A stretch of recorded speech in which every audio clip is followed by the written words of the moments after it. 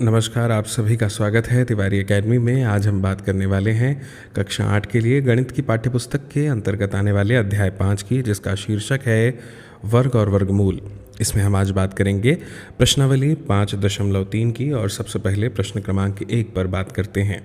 प्रश्न क्रमांक 1 जिसमें हमें दिया है कि निम्नलिखित संख्याओं के वर्गमूल ज्ञात करने में इकाई के अंक की क्या संभावनाएं बनेंगी, वो हमें बताना है। ठीक है, अब देखिए, मैं सीधे सीधे आपको एक बात बताता हूँ कि संख्याओं का जब हम वर्ग निकालते हैं ना, तो उसमें जो इकाई का अंक है वो या तो 0 होता है, या 1 होता है, या 4 होता है, या 5, 6 या फिर 9 होता है। ठीक है, ये हमने प्रश्नावली 5.1 में भी समझा था। मुझे उम्मीद है आपने वो वीडियो देखा होगा। इसीलिए ये जो दी गई संख्याएं हैं, इसमें जो संभावित इकाई का अंक है वो या तो 1 हो सकता है, या 6 हो सकता है, या 5 हो सकता है, क्योंकि इन चारों प्रश्नों में जो इकाई का अंक है वो 1, 6, 5 और 1 ही है। ठीक है, तो अब ये तो हो गई समझने की बात। इसको हम हल कैसे करेंगे, कैसे हम इसका उत्तर देंगे?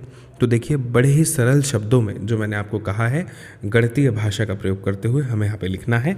तो देखिए, मैं आपको बता देता हूँ कि कैसे लिखना है। उत्तर मैं सीधे सीधे लिख रहा हूँ, जैसा मैं लिख रहा हूँ स्टेप बाय स्टेप वैसा ही लिखिएगा, पूरे अंक प्राप्त होंगे आपको। समझिएगा ध्यान से। हमें लिखना पड़ेगा कि संख्या के वर्गों में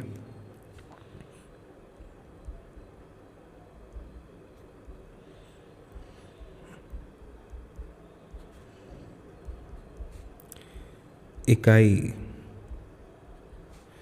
का अंक। अब यहाँ पे हमें वही इकाई के अंक लिखने हैं जिनकी मैं बात कर रहा था, जैसे 0, 1, 4, 5, 6 और 9। ठीक है, होता है।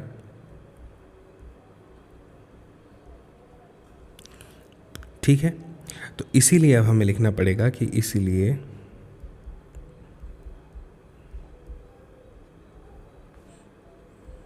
दी गई संख्याओं, ये जो संख्याएं दी हैं, इनमें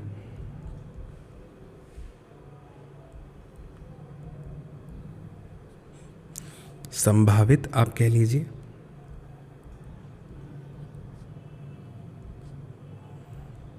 जो इकाई का अंक है वो निम्नलिखित होगा। इस तरह से आप लिख सकते हैं। तो वो जो निम्नलिखित होगा वो कैसे होगा? जैसे पहले की अगर हम बात करें तो इसमें आप लिख दीजिए 1 होगा, क्योंकि इसकी इकाई का अंक 1 है। दूसरे की अगर हम बात करें तो यहाँ पे 6 लिख दीजिए। तीसरे की बात करें तो यहाँ पे इकाई का अंक 1 हो जाएगा, और चौथे की बात करें तो वो 5 होगा। बस आप यकीन मानिए, ये पर्याप्त उत्तर है, इसमें आपको पूरे अंक मिलेंगे, और ये बुनियादी रूप से समझने के लिए था, जहाँ तक मेरी जानकारी है। ठीक है, अब हम प्रश्न 2 पर आते हैं। प्रश्न क्रमांक 2 हमारे सामने दिया है कि बिना गणना किए वह संख्या बताएं जो वास्तव में पूर्ण वर्ग नहीं है। ठीक है, बता देते हैं, कोई दिक्कत नहीं है। अब देखिए, सबसे पहला प्रश्न हमारे सामने दिया हुआ है 153, है ना। तो देखो, एक बात मैं आपको बता देता हूँ। हम एक बात तो जानते हैं, क्या जानते हैं? कि संख्याओं के वर्गों में जो इकाई का अंक है वो या तो 0 होगा, 1, 4, 5, 6 या 9 होगा, है ना। तो अब इस आधार पर हम ये बता देंगे कि ये पूर्ण वर्ग है या नहीं है। तो एक पंक्ति में हमें यहाँ पे लिखना है कि हम जानते हैं कि, सबसे पहले हम जानते हैं कि, क्या जानते हैं? संख्याओं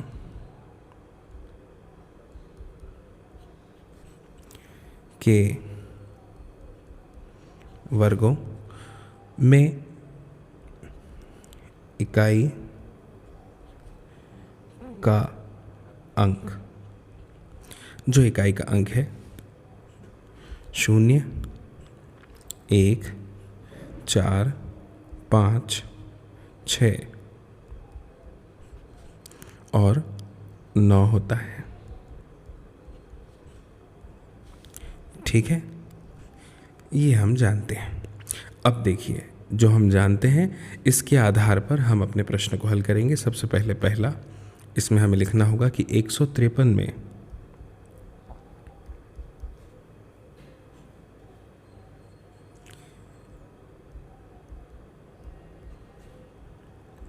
इकाई का जो अंक है वो 3 है। 3 है, अतः अब देखिए 3 तो होता नहीं है ना, तो अतः यह संख्या पूर्ण वर्ग नहीं है। ठीक है, इस तरह से नहीं है, ये जो है हमारा जवाब हो जाएगा। ठीक है, अब हम दूसरे वाले की बात करते हैं। 257 में इकाई का जो अंक है वो 7 है, अतः आप कह लीजिए कि यह संख्या पूर्ण वर्ग नहीं है। ठीक है, फिर तीसरे पे आइए। 408 लिखा हुआ है, इसमें आप लिखिएगा 408 में इकाई का अंक 8 है, अतः यह संख्या हम कह लें कि पूर्ण वर्ग नहीं है। ठीक, फिर चौथा वाला आएगा हमारे सामने कि 441 में इकाई का जो अंक है वो 1 है ना, अतः आप यहाँ पे कह सकते हैं कि भाई अब देखिए 1 है तो 1 तो होता ही है ना, तो यह संख्या पूर्ण वर्ग है। ठीक है, इस तरह से आप चाहें तो स्क्रीनशॉट ले लीजिए। दूसरा प्रश्न हमें इसी तरह से हल करना था। ठीक है, अब हम आगे बढ़ते हैं हमारे तीसरे प्रश्न की ओर। यह है बार बार घटाने की विधि से और का वर्गमूल ज्ञात कीजिए। ठीक है, बार बार घटाने की विधि है ना।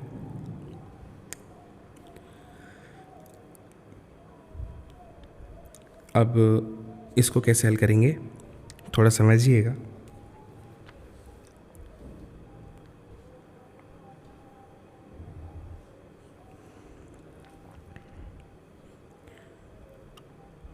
सौ का निकालते हैं बार,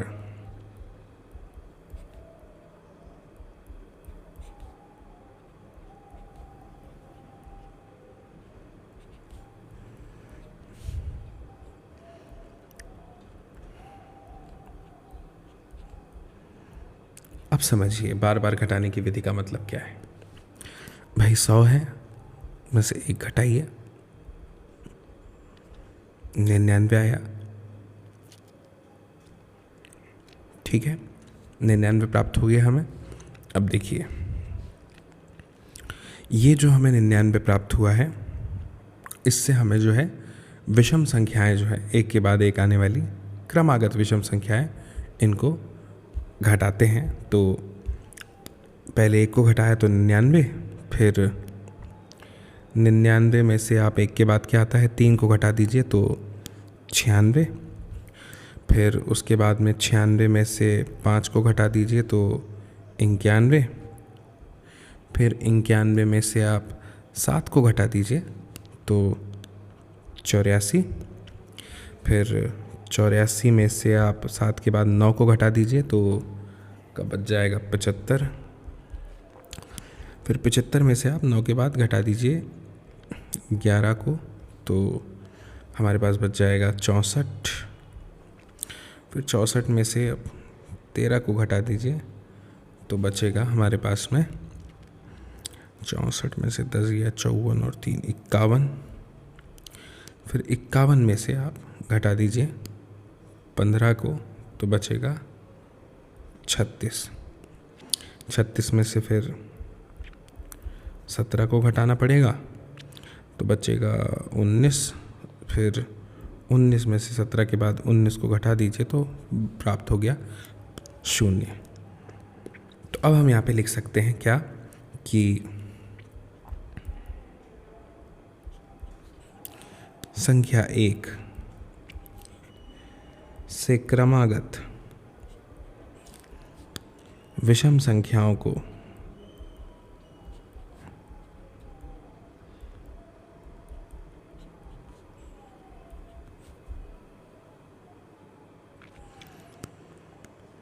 सौ में से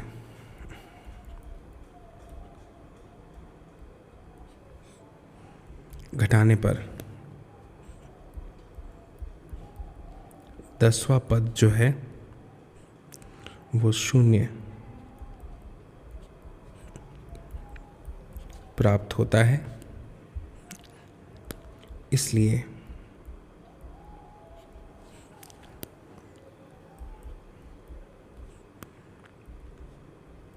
ये जो है 10 हमें प्राप्त हो जाएगा वर्गमूल। ठीक है, तो ये हमारा जो है उत्तर हो गया। अब देखिए, बार बार घटाने की विधि से जो 169 है इसका वर्गमूल ज्ञात करते हैं। ठीक है, तो मैं यहाँ लिख भी देता हूँ।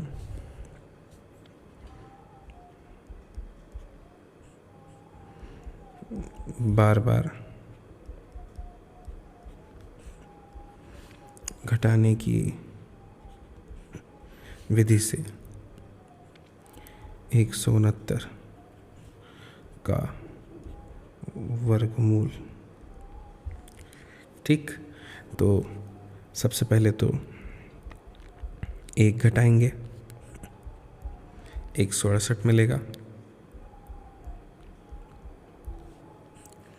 3 घटाएंगे तो 165 मिलेगा।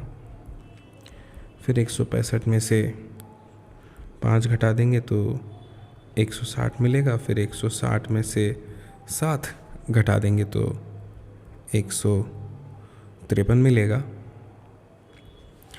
फिर 153 में से 9 घटाएंगे तो 144 मिलेगा।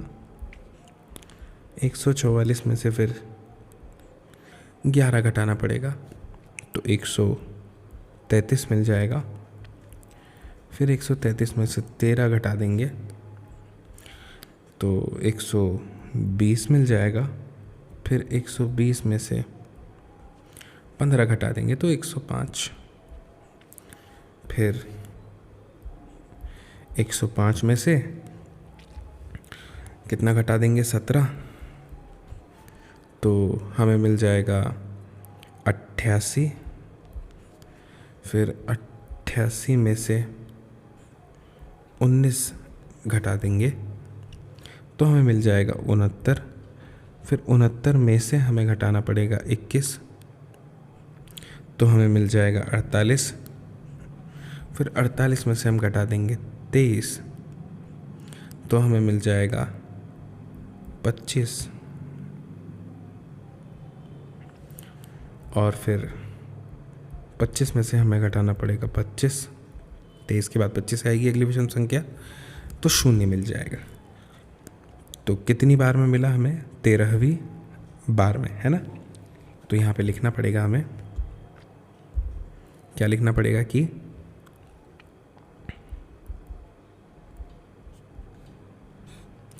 संख्या 1 से क्रमागत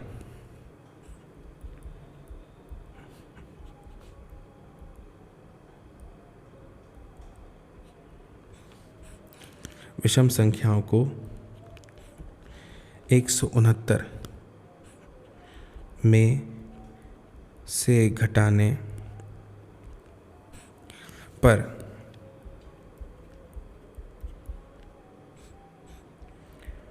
13वां पद शून्य प्राप्त होता है, इसलिए 169 का वर्गमूल 13 है। ठीक है, आप चाहें तो इसका स्क्रीनशॉट ले सकते हैं। इस तरह से हमें इसे हल करना था। अब ये प्रश्न क्रमांक 3 था। इसके बाद में हम आ गए प्रश्न क्रमांक 4 पर। इसमें हमें 10 प्रश्न हैं। दिया है कि अभाज्य गुणनखंड विधि से निम्न संख्याओं का वर्गमूल ज्ञात कीजिए। ठीक है, अभी ज्ञात करते हैं अभाज्य गुणनखंड विधि से, है ना, सरल है बहुत। सबसे पहले पहला 729 है ना। ठीक है, तो ये वाला जो हिस्सा है इसको मैं रफ की तरह उपयोग करूँगा। 729, 7 और 2 9 होता है, 9 9 18, 8 और 1 9, यानी 3 से भाग इसमें चला जाएगा तो 3 दूनी 6, 3 चौको 12 और 3 दिया 9, 243। फिर इसमें 3 का भाग चला जाएगा, 3 8 है 24, 3 एकम 3, फिर 3 का भाग चला जाएगा, 3 दूनी 6 और 3 7 21, 3 9 27, 3 त्रिका 9, 3 एकम 3। तो 3 और 3 6 बार 3 आया है।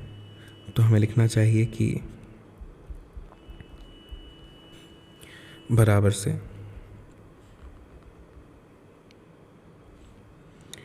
3 गुणा 3 गुणा 3 गुणा 3 गुणा 3 गुणा 3। तो 1 2 और 3 जोड़े बन गए। 3 बार 3 बाहर आ जाएगा, जिसका जवाब हो जाएगा 27। तो ये इसका हल हो गया। अब इसके बाद दूसरा प्रश्न है 400।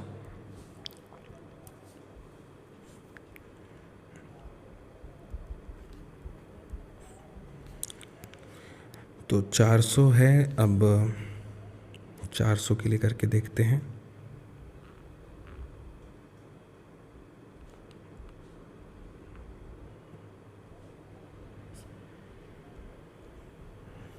दो 200 बार, 100 बार, 50 बार, 25 बार, 5 बार, 1 बार। तो हमें यहाँ लिखना पड़ेगा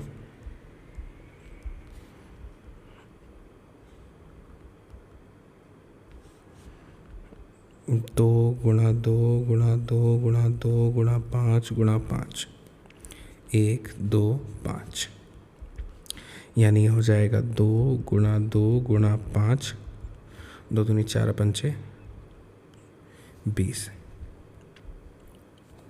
है ना। ये जो है 20 हो गया। हमारा उत्तर इसमें 20 आ गया। अब दूसरे के बाद में जो तीसरा है वो है 1764।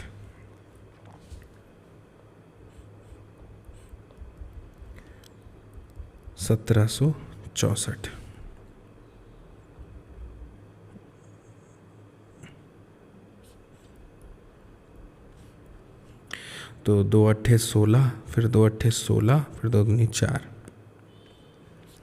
फिर 2 चौके 8, 2 चौके 8, 2 एकम 2। अब 4 4 8 और 1 9 हो गया, यानी 3 से भाग चला जाएगा, है ना। तो 3 एकम 3, 1 बचा 14, 3 चौको 12, 2 बचा, 3 7 21। फिर 3 से भाग चला जाएगा, 7 और 5 12 होते हैं, क्योंकि 3 चौको 12, 3 9 27। अब 7 से जाएगा, ठीक है। तो 1764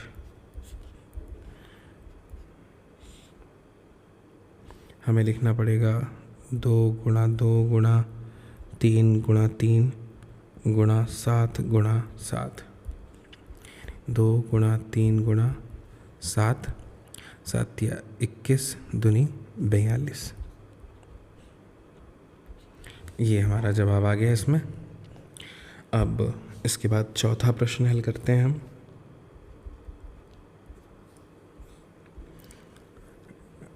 दिया है 4096। 4096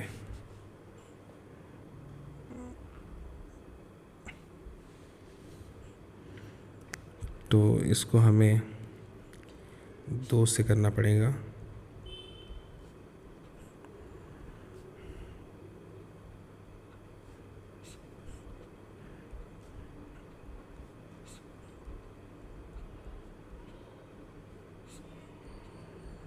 दो दूनी 4, 2 पंचे 10, 12, 2 12 जो 24, 2 8 16,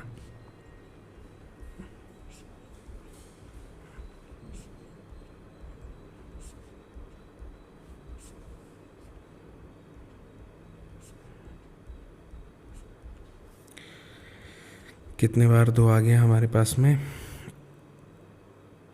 1 2 3 4 5 6 7 8 9 10 11 और 12 बार।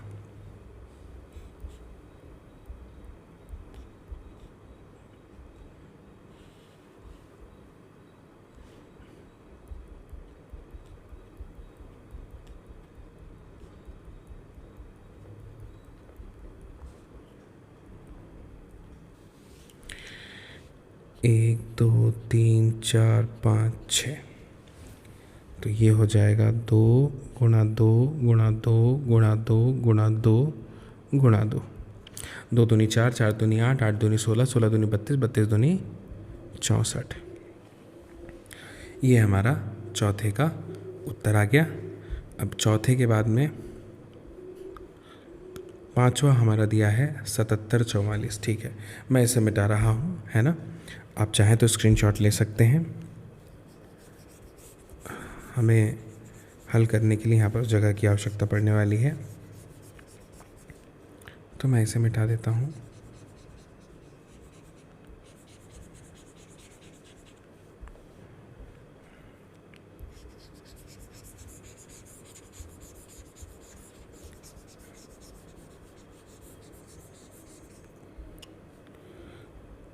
जितना ज़्यादा हम मैथ्स में प्रैक्टिस करेंगे उतना अच्छा जो है हमारा गणित होगा परफेक्शन के साथ में। इसलिए प्रैक्टिस बहुत ज़रूरी है। मैं अक्सर आपसे कहता हूँ कि प्रैक्टिस करते रहिए। गणित जो है वो समझने की चीज़ है, प्रश्न खुद बताता है कि वह किस तरह से हल होगा। तो अब हम पांचवा करते हैं। 7744।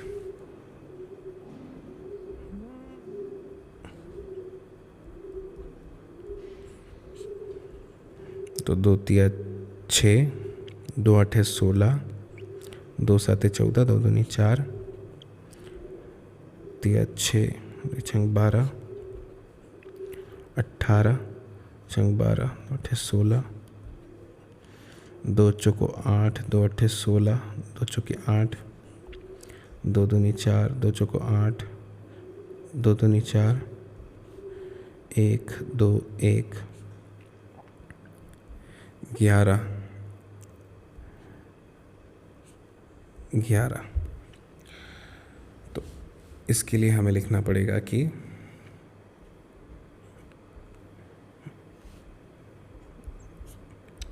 7744 बराबर से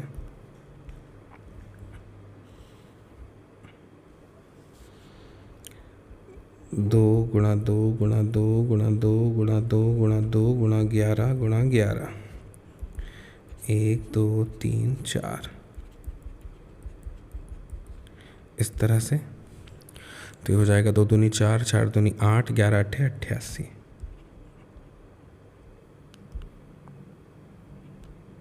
तो ये 88 हमें इसका जवाब मिल गया।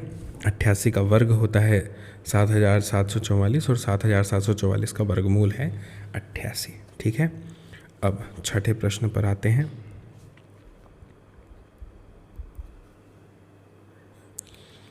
छठा प्रश्न दिया है 9604। तो अगर हम इसे हल करें 9604 को, तो 9604, 2 चौको 8, 2 आठे 16, 0 2 दूनी 4, 2 दूनी 4, 2 चौको 8, 0 2 एकम 2, 2401। 7 से चला जाना चाहिए, 7 तिया 21, 7 चौको 28, 7 तिया 21। ठीक है, ये भी 7 से चला जाएगा, 7 चौक 28, 7 नम 63, और 7 ही 49, 7 एकम 7। तो इसे हम इस तरह से लिख सकते हैं,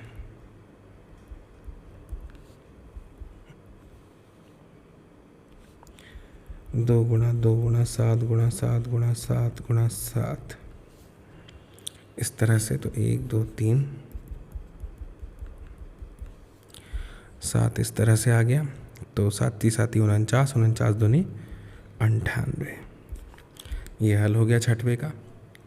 अब छठवें के बाद सातवां करते हैं। सातवां है 5 9 2 9।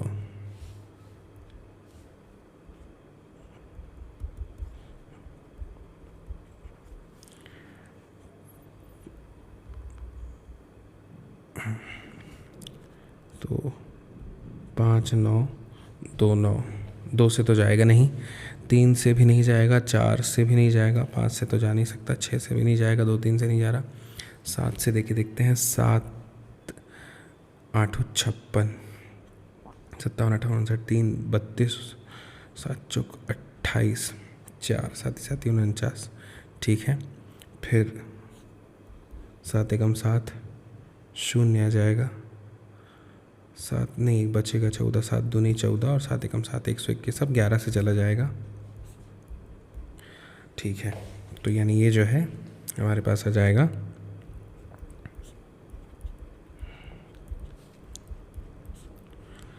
7 × 7 × 11 × 11, यानी ये हो जाएगा 7 × 11, यानी ये हो जाएगा 77।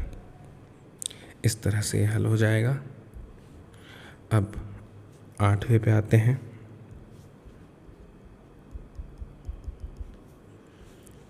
8वां हमारा दिया हुआ है 9 2 1 6, यानी 92 16। तो 92 16 को हल करते हैं। उसको मिटा देता हूँ मैं यहाँ पे।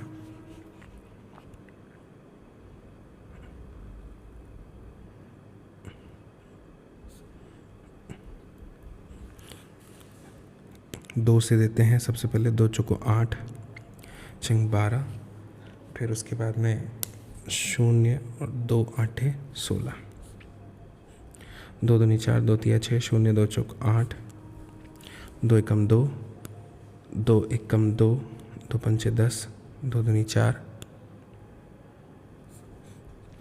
2 पंचे 10, 2 सत्ते 14, 2 छिंग 12, 2 दूनी 4, 2 आठे 16, 2 आठे 16, 2 एकम 2, 2 चौके 8, 2 चौके 8, 44, 2 सत्ते 14, 2 दूनी 4, लंबा जा रहा है, 2 तिया 6, 2 छिंग 12, 2 एकम 2, 2 आठे 16, 2 नम 18, 3 त्रका 9, 3 एकम 3। ठीक है, 1 2 3 4 5। ठीक है,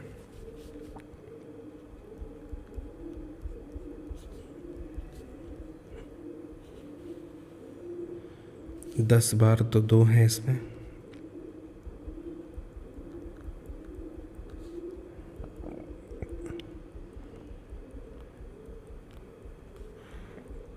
फिर 3 भी है। 1 2 3 4 5 6। तो ये हो जाएगा 2 गुणा 2 गुणा 2 गुणा 2 गुणा 2 गुणा 3। अब गुणा करके देखते हैं कितना हो जाएगा। 32, तो 5 बार 2 है, हो गया 32 तिया 3 दूनी 6, 3 तिया 9, 96। तो ये जो है 96 का वर्ग है 9216। ठीक है, या कह सकते हैं कि 9216 का वर्गमूल है 96। ठीक, अब 9वां वाला करते हैं। 9वां दिया है 529। ठीक है, तो मैं इस काम करता हूँ, इसको मिटा देता हूँ, है ना, ऊपर वाले को।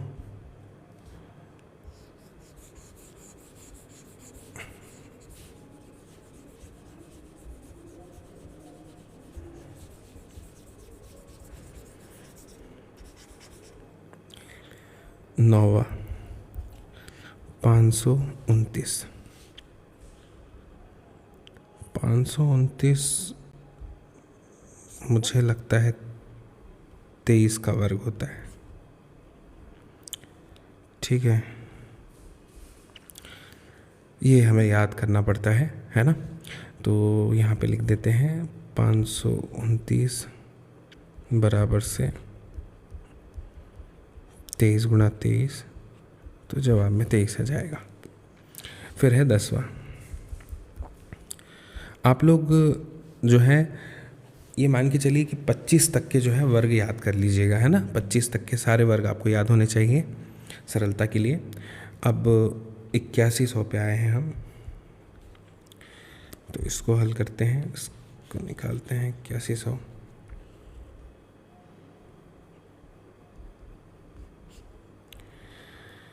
दो चौकों 8, फिर 0, 2 पंचे 10, 0, फिर 2 20 25 10, नहीं 2 से नहीं जाएगा अब ये 5 आ गया तो 5 से चला जाएगा। जैसे 5 से पहले 2 2 4 और 5 3 से भी जा सकता है। 3 छिंग 18 और फिर 3 7 21, 3 5 15, फिर 3 दूनी 6, 3 दूनी 6 और 3 5 15, फिर 3 7 21, 3 5 15, फिर 3 दूनी 6, 3 5 15, फिर 5 25 और फिर 5 एकम 5। इस तरह से तो 2 जोड़े 3 के बने, 1 जोड़ा 2 का बना और 1 जोड़ा 5 का। ठीक है,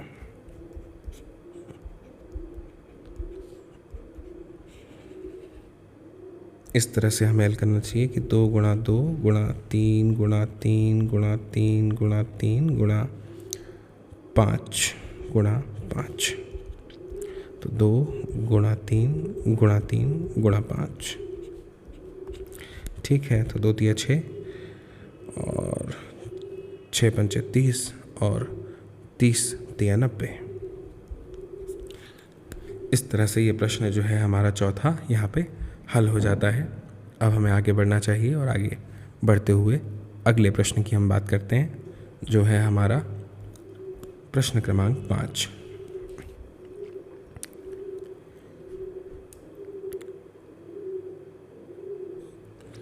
प्रश्न क्रमांक 5 में हमें दिया है कि निम्नलिखित संख्याओं में प्रत्येक के लिए वह सबसे छोटी पूर्ण संख्या ज्ञात कीजिए जिससे संख्या को गुणा करने पर यह एक पूर्ण वर्ग संख्या बन जाएगी। ठीक है, और इस पूर्ण वर्ग संख्या का वर्गमूल भी ज्ञात कीजिए। अब देखिए इसमें हमें क्या करना पड़ेगा। जैसे पहले हमें संख्या दी है 252, इस संख्या को हम सबसे पहले क्या करेंगे, हमें इसको पूर्ण वर्ग बनाना है ना। तो उसके लिए क्या करना पड़ेगा, इस संख्या को जो है हमें तोड़ना पड़ेगा अभाज्य गुणनखंड में। ठीक है, अब जब हम अभाज्य गुणनखंड में इसको तोड़ेंगे तो कोई एक संख्या हमें, एक अंक हमें ऐसा मिल जाएगा जो कि युग्म में नहीं होगा, जोड़े में नहीं होगा। फिर वो जो संख्या होगी उसी का गुणा जब हम इसमें कर देंगे तो ये मान के चलिए कि वो, क्योंकि वो जोड़े में नहीं है तो एक और उसकी ज़रूरत पड़ेगी, तो ये संख्या पूर्ण वर्ग बन ही जाएगी, है ना। जैसे मान लो 3 एक ऐसी संख्या हमें प्राप्त हो गई जो जोड़े में नहीं है, तो उसको जोड़े में बनाने के लिए एक 3 और चाहिए, तो इस संख्या में एक 3 और लाने के लिए हम एक 3 से इसको गुणा कर देंगे, है ना सरल। अब मैं करके बताता हूँ तो और अच्छे से समझ में आएगा। देखो पहले मैं एक छोटा सा उदाहरण बताता हूँ। मान के चलो कि हमारे पास में एक संख्या है 11, 1 मिनट, 11 भी क्यों, मैं मान लेता हूँ 12। ठीक है, अब ये जो 12 संख्या है इसको एक पूर्ण वर्ग हमें बनाना है, तो 12 को तोड़ें, 2 गुणा 2 गुणा 3 में हमने इसे तोड़ लिया। अब देखो 4 तिया 12 होता है, तो आप देख रहे हैं कि 2 का तो एक जोड़ा है लेकिन 3 एक ही है। अगर एक और 3 कहीं से आ जाएगा तो फिर ये पूर्ण वर्ग बन जाएगी, तो 3 का गुणा इसमें हमें कर देना चाहिए, तो हो जाएगा क्या 36 और ये फिर 6 का वर्ग हो जाएगी। है ना आसान, है कि नहीं? तो बस ऐसा ही हमें यहाँ पे करना है, लेकिन यहाँ पे हमें थोड़ा स्टेप बाय स्टेप करना पड़ेगा। ठीक, तो कैसे करेंगे देखते जाइए आप, बहुत सरल है। सबसे पहले पहला प्रश्न आपके सामने हल करता हूँ। 252, तो मैं इसको तोड़ लेता हूँ पहले, है ना।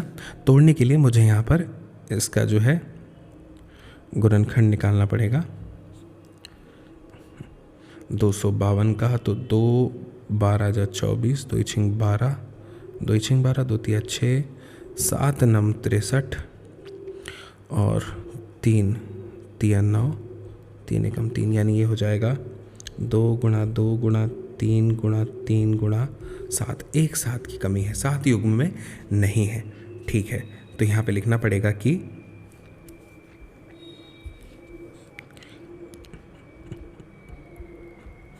यहाँ 252 के अभाज्य गुणनखंड में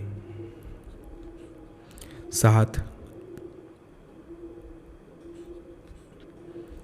युग्म में नहीं है। ठीक है, 7 युग्म में नहीं है, तो अतः आपको लिखना पड़ेगा 252 को 7 से गुणा करने पर यह एक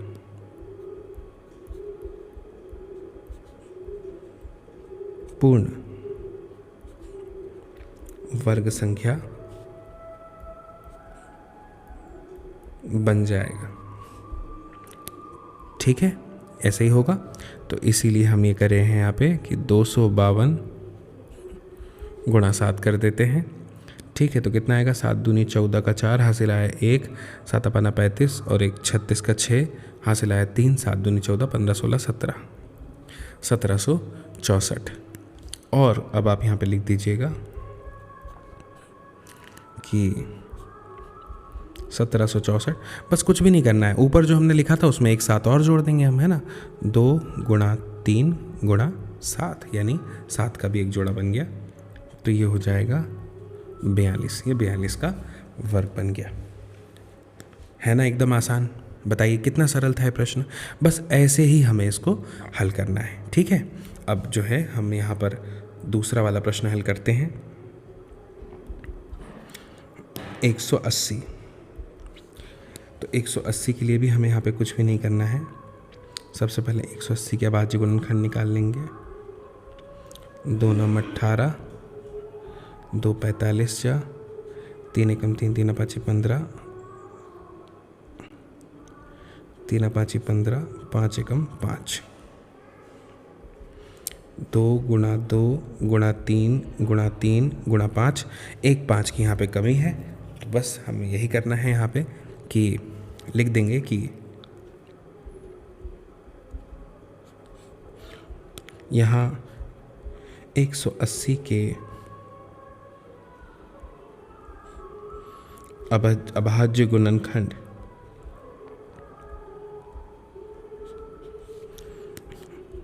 में 5 युग्म में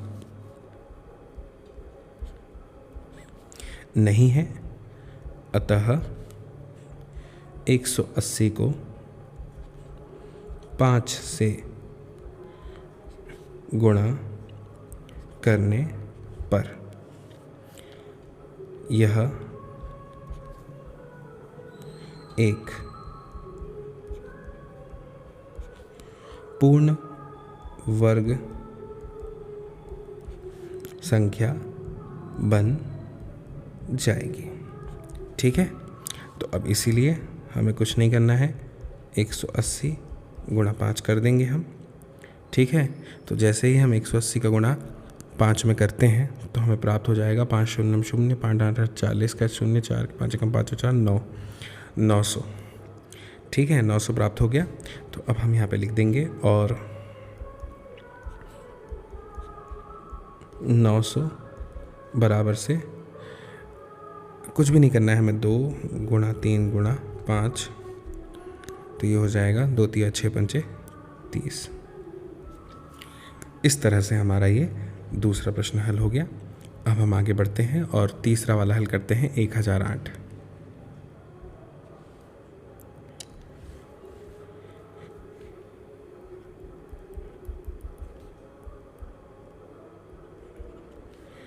तो 1008 को पहले मैं यहाँ पे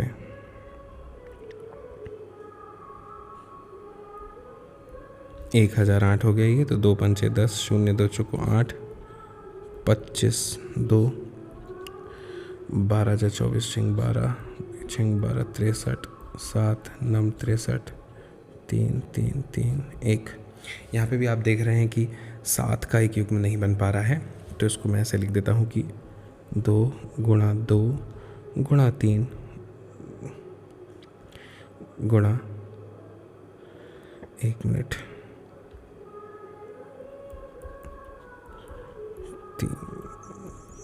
7 जो है वो युग्म में नहीं है। तो यहाँ पर हमें लिखना पड़ेगा कि यहाँ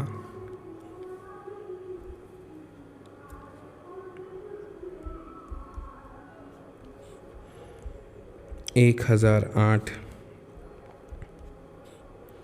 के अभाज्य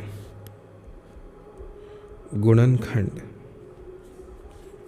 में 7 युग्म में नहीं है, अतः 1008 को 7 से गुणा करने पर यह एक पूर्ण वर्ग संख्या बन जाएगी। ठीक है, तो इसीलिए हमें अब यहाँ पे ये करना है कि 1008 गुणा 7 कर देंगे हम।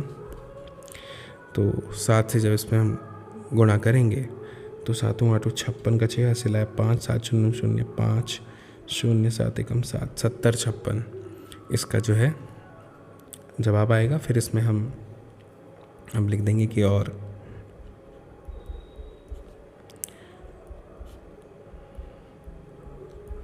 छप्पन जो है इसमें हमें लिखना पड़ेगा 2 गुणा 2 गुणा 3 गुणा 7 जो कि है 2 दूनी 4 तिया 12 12 7 जा 84 84 का ये वर्ग है, आप कह लीजिए। तीसरा कर लिया। अब हम चौथा करते हैं। चौथा है 20 28, है ना।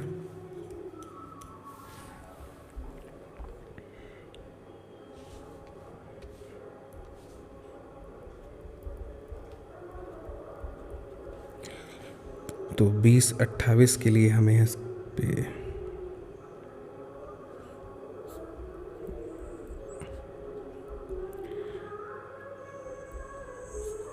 2 पंचे 10 0 2 दूनी 4 1 251 है ना। कुछ गलत तो नहीं किया मैंने। 2 दूनी नहीं होता, ये 2 साते 14 होता है। और अगर ये 2 साते 14 है तो 507 आ गया, जो कि फिर 3 से जाएगा। तो 3 एकम 3, फिर 2 बचा 20, तो 3 छिंग 18 और फिर 3 नम 27। अब 169 आ गया है। तो ये 13 का वर्ग होता है ना। तो इसमें 2 गुणा 2 गुणा 13 गुणा 13 गुणा 3 3 का युग्म इसमें नहीं बन रहा है। तो हमें लिखना पड़ेगा कि यहाँ 2028 के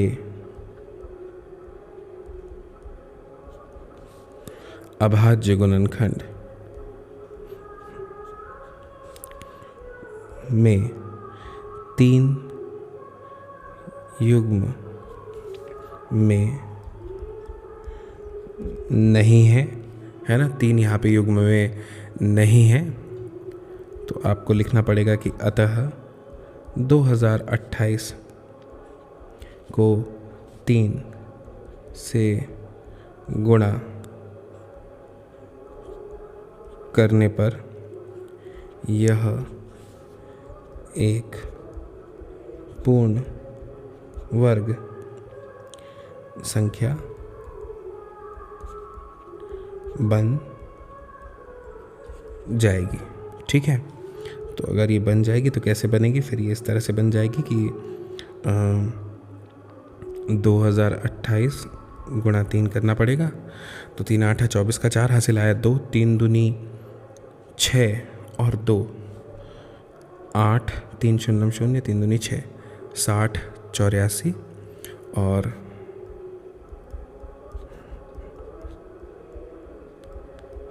अब आप लिख दीजिए 60 84 बराबर से 2 गुणा 13 गुणा 3 हो जाएगा, यानी ये हो जाएगा 13 दूनी 26 और 26 तियाँ 78। तो इस तरह से ये चौथा प्रश्न हमारा हो गया है। अब आगे बढ़ते हैं, अब करते हैं पांचवा जो है 1458। तो मैं उसके लिए ऊपर वाला मिटा देता हूँ।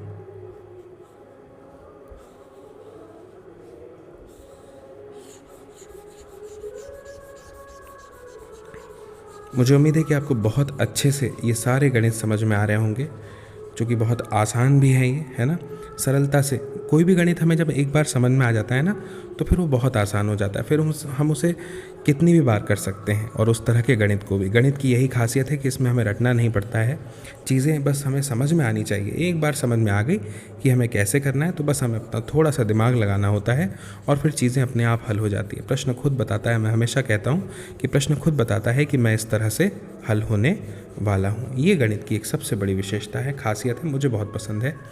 तो चलिए फिर अब हम अगला प्रश्न करते हैं, जो है हमारा प्रश्न क्रमांक 5वां इसमें, है ना। तो 5वां जो है वो दिया है 1458। ठीक है, 1458, 2 7 14, 2 दूनी 4, 2 9 18 होता है। 1 मिनट, 729 आ गया, 729 3 से जाएगा अब 243 बार में, फिर ये 3 से चला जाएगा 81 बार में, फिर 27 बार में, फिर 9 बार में। तो यहाँ पे 2 जो है वो युग्म में नहीं है ना, तो लिखना पड़ेगा कि 3 गुणा 3 गुणा 3 गुणा 3 गुणा 3 गुणा 3 गुणा 2। तो यहाँ पे हमें लिखना पड़ेगा कि यहाँ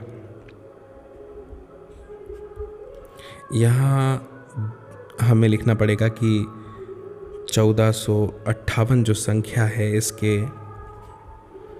अभाज्य गुणनखंड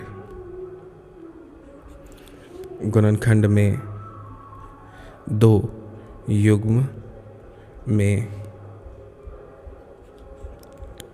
नहीं है ना, 2 युग्म में नहीं है। तो लिखना पड़ेगा अतः 1458 को 2 से गुणा करने पर, है ना, यह एक पूर्ण वर्ग, आप कह लीजिए कि पूर्ण वर्ग संख्या बन जाएगी। ठीक है, तो करते हैं। इसीलिए 1458 गुणा 2 कर देते हैं, तो ये आ जाएगा 29 96 16 29 16, और अब अगर हम इसको लिखेंगे तो इस तरह से लिखेंगे कि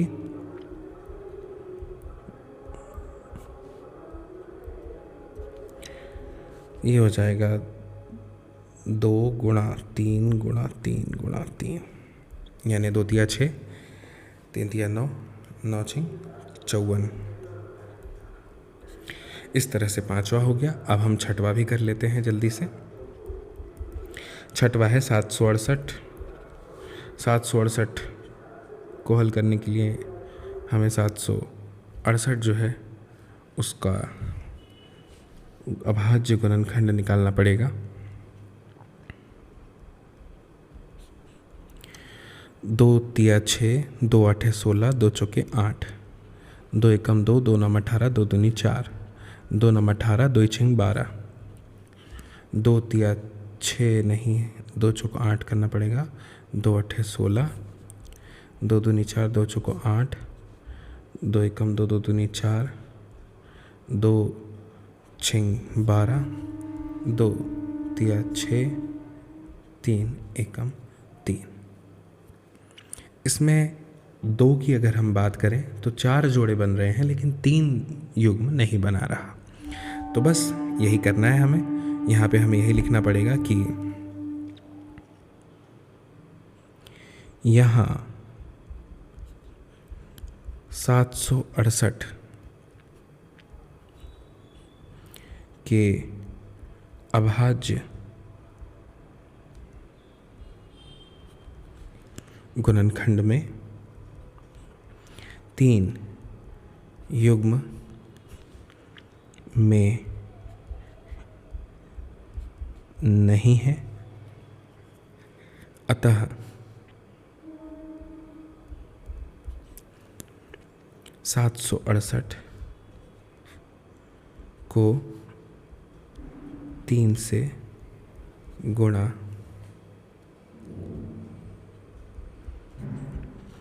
करने पर यह एक पूर्ण युग्म, आप कह लीजिए कि पूर्ण वर्ग संख्या बन जाएगा। ठीक है, इसीलिए आप कह लीजिए कि 768 गुणा 3 कर दीजिए, यानी ये हो जाएगा 2304। और फिर 2304 में आपको बस यही लिखना है। क्या मैंने ऊपर लिखा ही नहीं, 2 × 2 × 2 × 2 × 2 × 2 × 2 × 2 × 3, है ना। तो लिखना पड़ेगा 2 × 2 × 2 × 2 × 3, इस तरह से। और ये हमारा जवाब आ जाएगा 2 दूनी 4, 8 दूनी 16, 16 तिया 48, 48 का वर्ग है। ठीक, या 2304 का वर्गमूल 48 है। आप चाहें तो स्क्रीनशॉट ले सकते हैं। इस तरह से हमें ये प्रश्न को हल करना था, प्रश्न क्रमांक 5 के सारे प्रश्नों को। अब आगे बढ़ते हैं और आगे बढ़ते हुए बात करते हैं प्रश्न क्रमांक 6 की। प्रश्न क्रमांक 6 जो हमारे सामने दिया है, निम्नलिखित संख्याओं में प्रत्येक के लिए वह सबसे छोटी पूर्ण संख्या ज्ञात कीजिए जिससे इस संख्या को भाग देने पर। अच्छा ठीक है, अब देखो इसके पहले वाले जो प्रश्न था उसमें हमें गुणा करने की बात कही थी। अब लिखा है कि भाग देने पर यह एक पूर्ण वर्ग संख्या बन जाएगा। इस तरह ज्ञात की गई संख्या का वर्गमूल भी ज्ञात कीजिए। तो जो संख्या बचेगी युग्म में उससे भाग दे देंगे तो भी ये वर्ग बन जाएगा, है ना। ठीक है, तो यही करते हैं, बस गुणा की जगह भाग देना है इस बार। तो सबसे पहले लिखा है 252, है ना।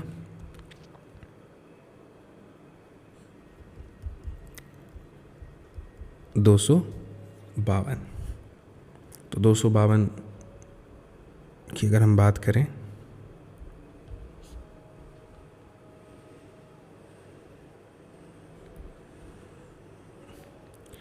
यह आ जाएगा 126, 63, 7 9 63, 3 3 9, 3 एकम 3।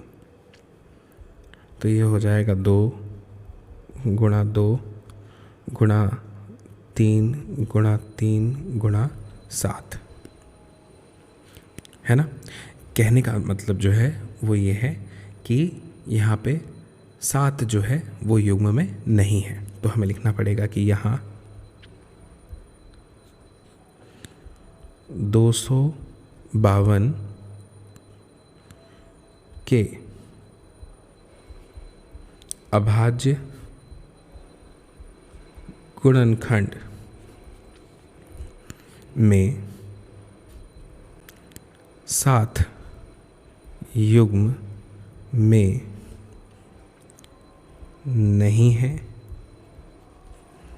ठीक है। अतः 252 को 7 से भाग देने पर यह एक पूर्ण वर्ग संख्या बन जाएगी।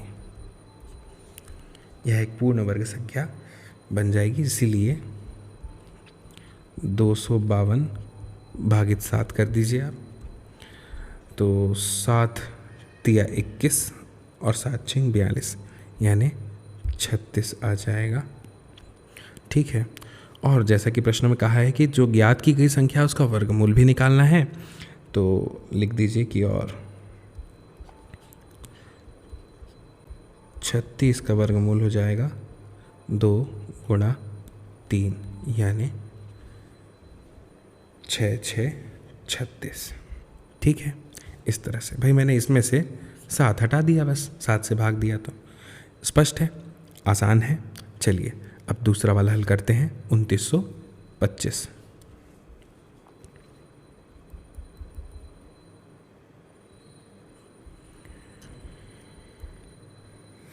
2925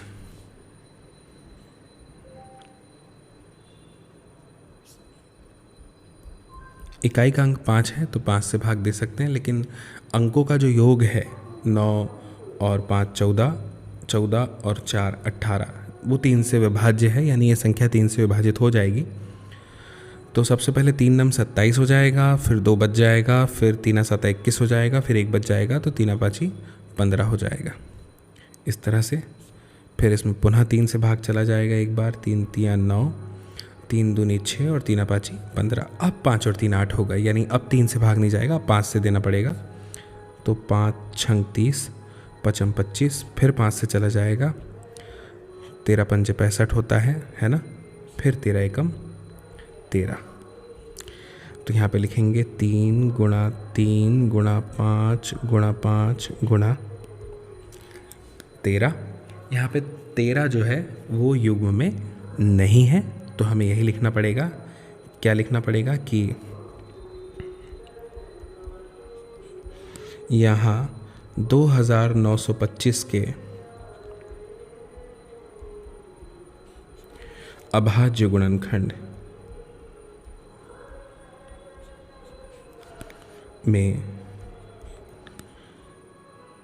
13 जो है वो युग्म में नहीं है, युग्म में नहीं है।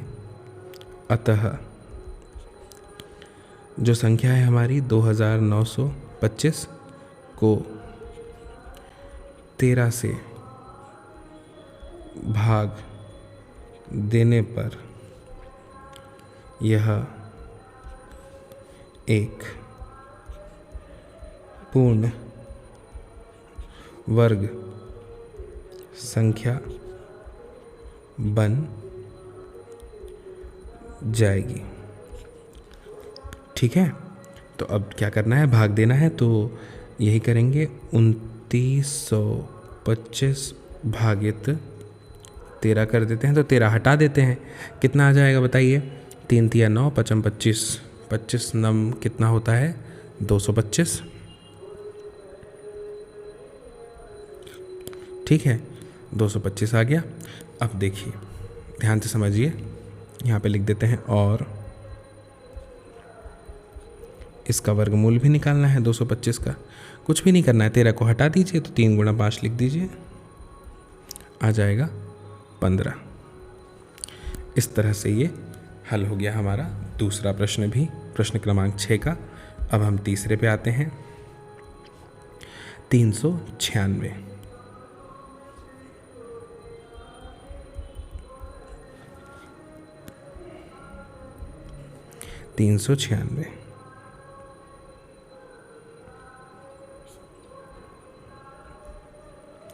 तो 2 एकम 2, 2 नम 18 और 2 अठे 16,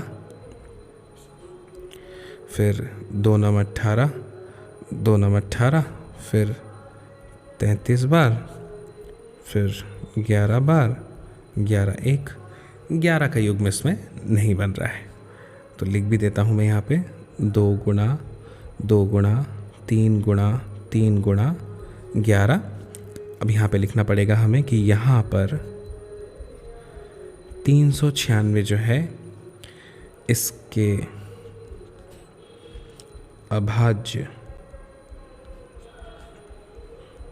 गुणन खंड में आप कह लीजिए कि जो 11 है युग्म में नहीं है,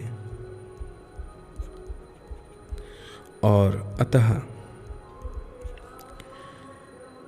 396 को 11 से भाग देने पर यह एक पूर्ण वर्ग संख्या बन जाएगी। ठीक है, पूर्ण वर्ग संख्या बन जाएगी। उसके बाद तो बनाते हैं इसको पूर्ण वर्ग संख्या। 396 भागित 11 करते हैं तो कितना बचा, 11 हट गया तो 2 दूनी 4, 4 तिया 12, तिया 36, 36 आ गया। और अब इसका वर्गमूल भी निकाल लेते हैं तो कितना आ जाएगा, 2 गुणा 3 यानी 6। इस तरह से ये भी हमारा प्रश्न हल हो गया तीसरा। अब आगे बढ़ते हैं और चौथे की बात करते हैं जो है 26 54।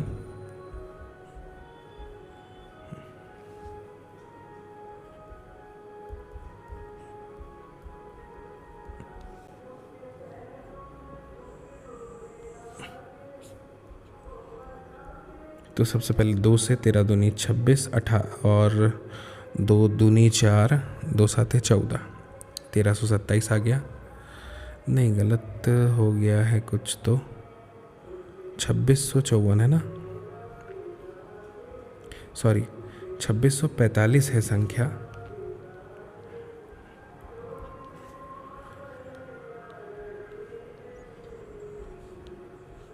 तो ये 2 से नहीं जाएगा, 5 से जाएगा, है ना। तो 529 बार जा रहा है। और फिर ये मैंने पहले भी आपको बताया था, ये 23 का वर्ग होता है 529, है ना। मैंने आपसे कहा है कि 25 तक के वर्ग आप याद कर लीजिएगा, ठीक है। अब देखो,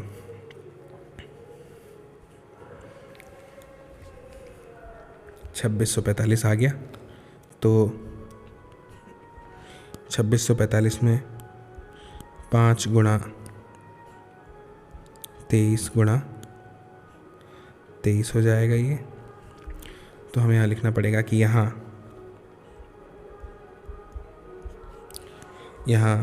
2645 के अभाज्य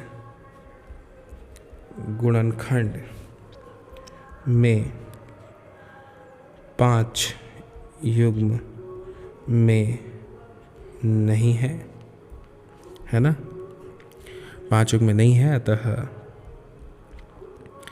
2645 को 5 से भाग देने पर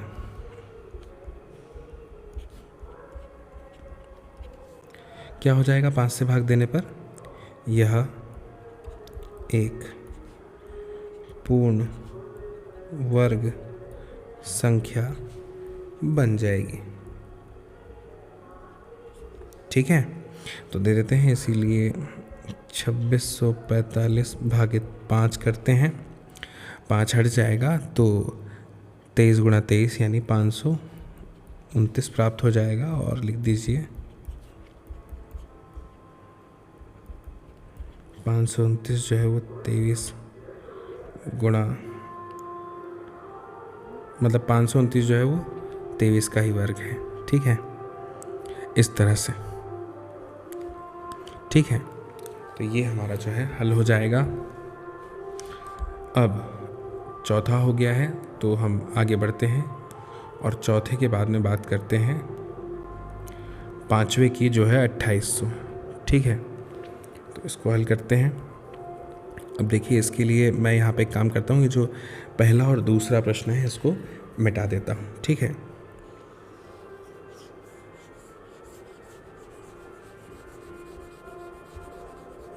मुझे उम्मीद है कि आपको बहुत अच्छे से ये प्रश्नावली जो है ये समझ में आ रही होगी, क्योंकि बहुत आसान, बहुत सरल से प्रश्न है और हमें कुछ भी नहीं करना है, बस थोड़ा सा ध्यान देना है, स्टेप्स का ध्यान रखना है और हमारे जो प्रश्न है वो आसानी से पूरे के पूरे प्रश्न जो है हमारे वो हल हो जा रहे हैं। हमें कोई ज़्यादा मेहनत नहीं करनी पड़ रही है। वजह एक ही है कि हमें चीज़ें समझ में आ गई हैं, है ना।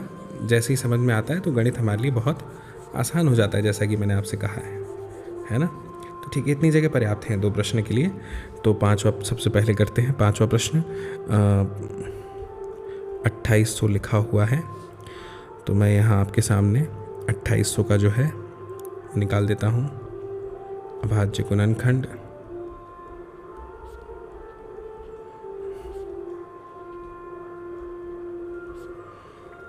$350 का आधा हो जाएगा 175, 5 से जाएगा अब ये,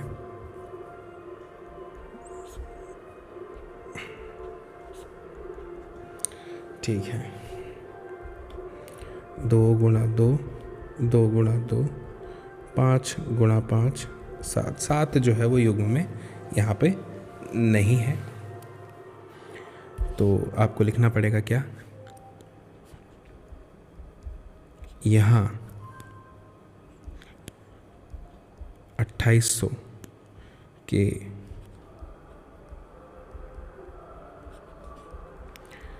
अभाज्य गुणनखंड में 7 युग्म में नहीं है, अतः 2800 को 7 से भाग देने पर यह एक पूर्ण वर्ग संख्या बन जाएगा। ठीक है, तो इसीलिए आप लिख लिए यहाँ पे कि 2800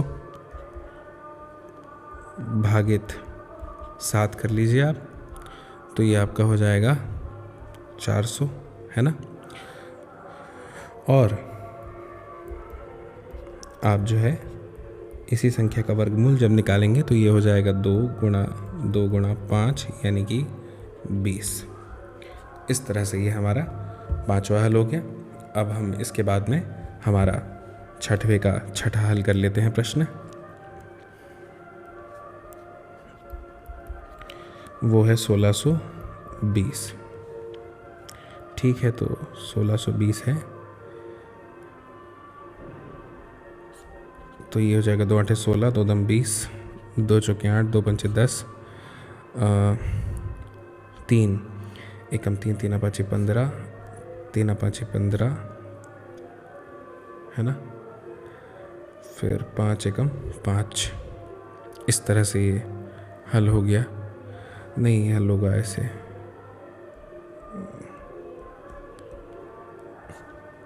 दो चौके 8, फिर जाएगा नहीं, भाग तो शून्य आ जाएगा, फिर 2 पंचे 10, फिर अब जो है ये 3 से जाएगा तो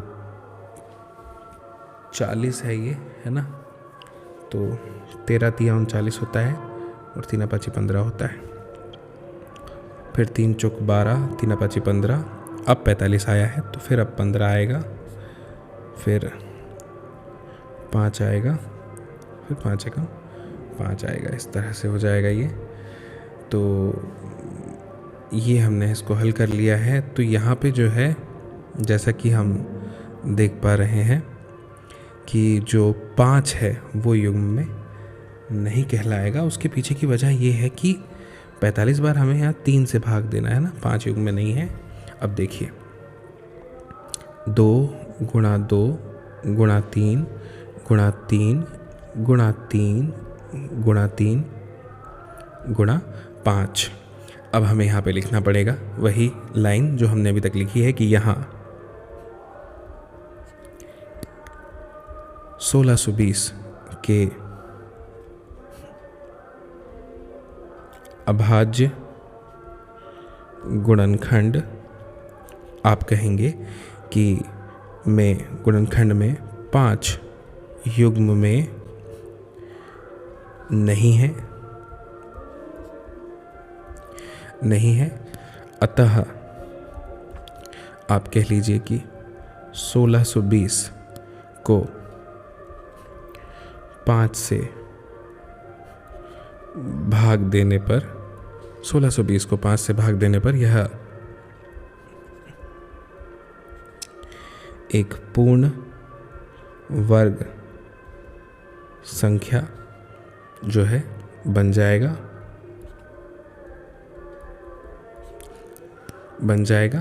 तो इसीलिए 1620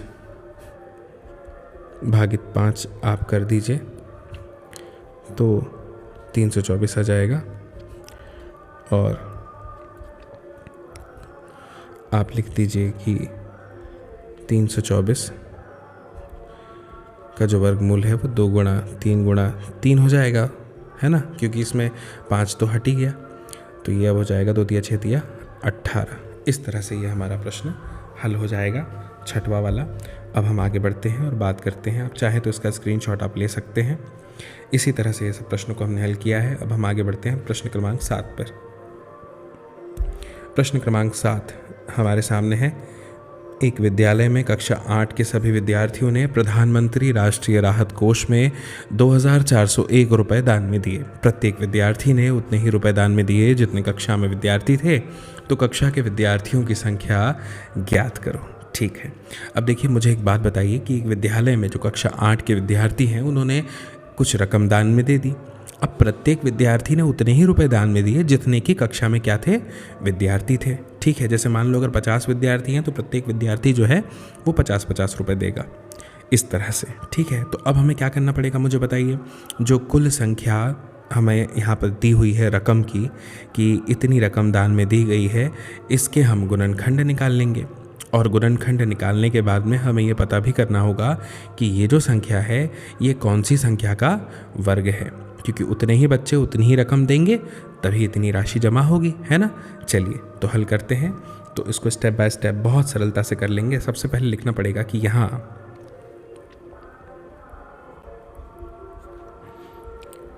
प्रधानमंत्री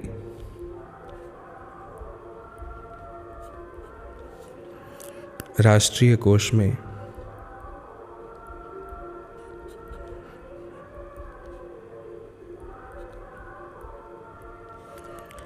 दान में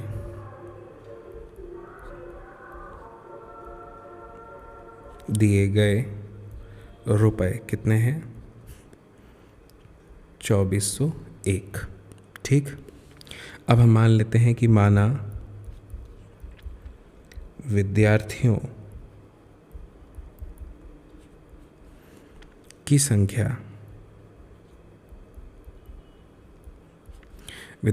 संख्या हमने x मान ली। ठीक है, इसीलिए इसलिए आप कह लीजिए कि दान में दिए रुपए क्या हो जाएंगे, जितनी संख्या उसी का गुणा उसमें, x गुणा x, जैसा कि प्रश्न में हमसे पूछा गया है। तो अब प्रश्न के अनुसार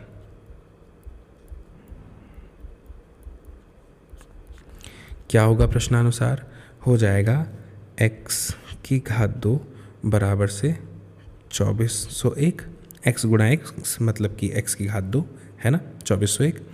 और अब इसीलिए हम जो है x की घात 2 बराबर से अगर 2401 है तो x बराबर से क्या हो जाएगा, 2401 पे वर्गमूल लग जाएगा, वर्ग हटा तो वर्गमूल लग गया।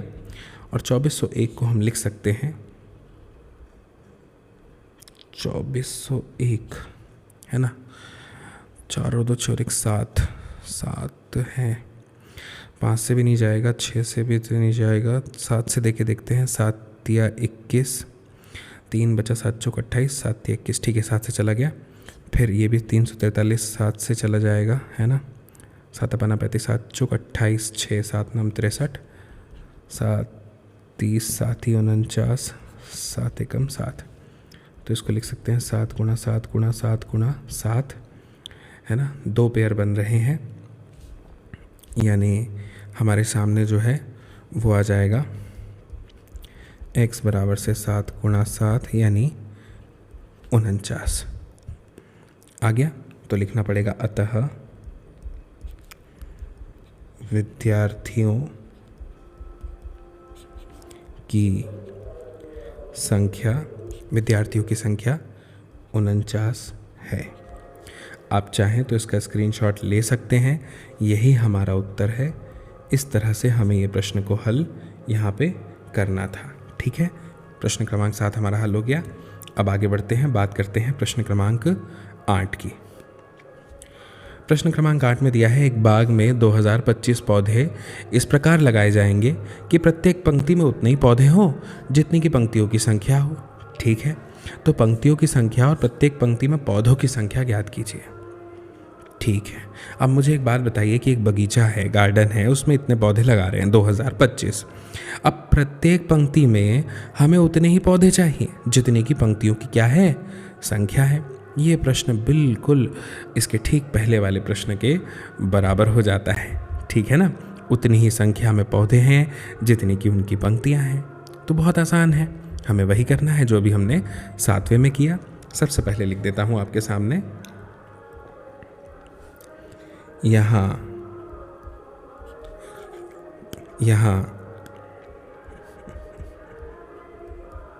पौधों की संख्या, पौधों की संख्या, कुल संख्या कितनी है, 2025 मान लेते हैं। माना पंक्तियों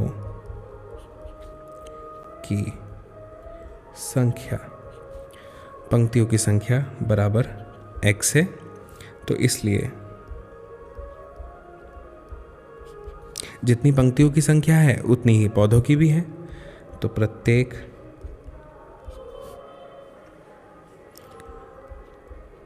पंक्ति में पौधों की संख्या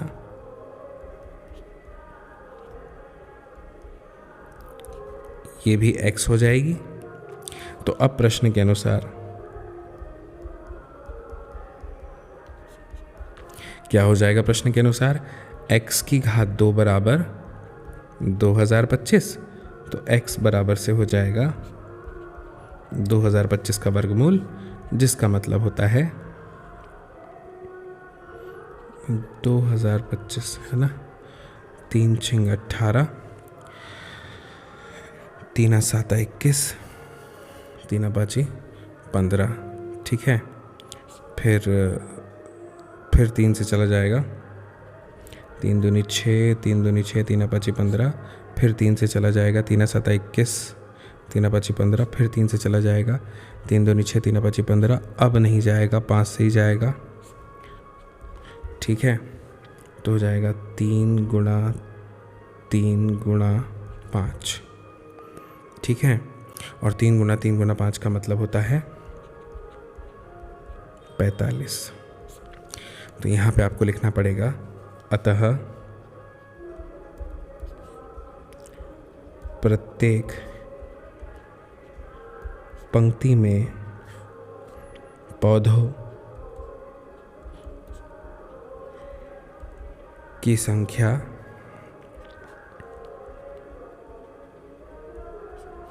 कितनी है? 45 है। और यही आपका उत्तर है। आप चाहें तो इसका स्क्रीनशॉट ले सकते हैं। इस तरह से ये प्रश्न हमें हल करना था। ठीक है, अब हम आगे बढ़ते हैं। लिखा है वह सबसे छोटी, प्रश्न क्रमांक 9 में, वह सबसे छोटी वर्ग संख्या ज्ञात कीजिए जो 4, 9 और 10 प्रत्येक से विभाजित हो जाए। ऐसी संख्या हमें ज्ञात करनी है। ठीक है, तो हम एक काम करते हैं कि 4, 9 और 10 का लघुत्तम समापवर्त यानी एलसीएम सबसे पहले निकालते हैं। ठीक है, देखिए लघुत्तम समापवर्त निकालते हैं हम, है ना। तो लघुत्तम समापवर्त 4, 9 और 10 का निकालेंगे तो कैसे निकलेगा? सबसे पहले तो जैसे कि निकल जाएगा 2 दूनी 4, 9, 2 पंचे 10, 2 एकम 2, 9, 5, फिर अब निकल जाएगा 9 और 5 है ना, तो 9 आ जाएगा एक बार और एक बार 5। ठीक है, तो 2 दूनी 4, 4 नम 36, 36 पंजे 5 छंग 30, 180। तो यहाँ पे लिख देता हूँ मैं कि 4, 9 और 10 का LCM कितना है? 180 है। ठीक है, इसको अब मिटा देता हूँ, 180 है। ठीक है, तो 180 के अभाज्य गुणनखंड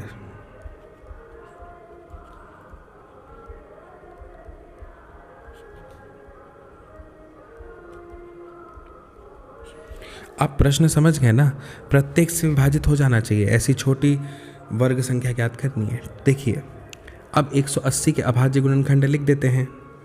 180 क्यों लिखा हमने? क्योंकि एलसीएम लिया हमने, है ना। तो 180 के अभाज्य गुणनखंड लिखने के लिए 90, 45, 15, 5, 1। ठीक है, कितने आ जाएंगे? 2 × 2 × 3 × 3 × 5 है। ठीक है, तो यहाँ पे 180 के अभाज्य गुणनखंड जो है इसमें 5 का एक युग्म नहीं है, है ना, 5 युग्म में नहीं है। तो यहाँ पे आपको लिखना पड़ेगा कि यहाँ 180 जो है इसके अभाज्य गुणनखंड में 5 युग्म में नहीं है।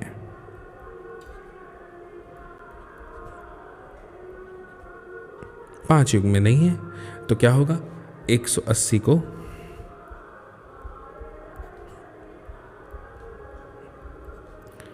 5 से गुणा करना पड़ेगा। गुणा करने पर क्या होगा? यह एक पूर्ण वर्ग संख्या बन जाएगा, है ना, बन जाएगा ना। चलिए ठीक है, इसीलिए 180 × 5 कर देते हैं तो जवाब आ जाएगा 900, 18 पंचे 90, है ना, 900 आ गया। अब अतः आप लिख दीजिए कि 900 वह सबसे छोटी वर्ग संख्या है जो 4, 9 और 10 से विभाजित हो जाएगी। ठीक है, और यही हमारा जो है उत्तर है। आप चाहें तो इसका स्क्रीनशॉट ले सकते हैं। अब हम आगे बढ़ते हैं और इस प्रश्नावली के अंतिम प्रश्न 10 पर आते हैं। ठीक है, समान प्रश्न है। वह सबसे छोटी वर्ग संख्या ज्ञात कीजिए जो 8, 15 और 20 प्रत्येक से विभाजित हो जाए। तो 8, 15 और 20 का पहले एलसीएम निकालना पड़ेगा। 8, 15, 20, 2 चौके 8, 15, 2 दाम 20, 2 दूनी 4, 15, 2 पंचे 10, 2 एकम 2, 15, 5, 5 तिया 15 एकम 3 एकम 3, 2 गुणा 2 गुणा 2 गुणा 5 गुणा 3 यानी 2 दूनी 4 दूनी 8 अपना 40, 40 तिया 120 है ना।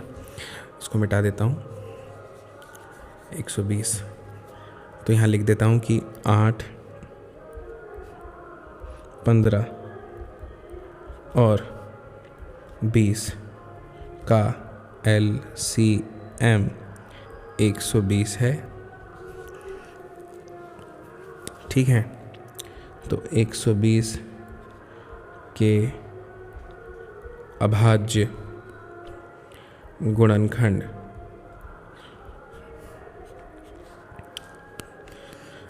गुणनखंड क्या हो जाएंगे 120 के? 120 60 30 15 3 और 5 है ना, 3 और 5, एक 2 की कमी है, एक 3 की और एक 5 की। 2, 3 और 5 युग में नहीं है ना, तो 2, 3 और 5 से गुणा करना पड़ेगा, यानी 30 से गुणा करना पड़ेगा। ठीक है, तो 2 गुणा 2 गुणा 2 गुणा 3 गुणा 5। ठीक है, 5। अब यहाँ पे लिख देते हैं कि यहाँ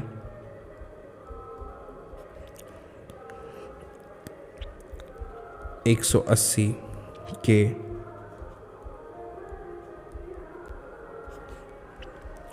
अभाज्य गुणनखंड में 2, 3 और 5 युग्म में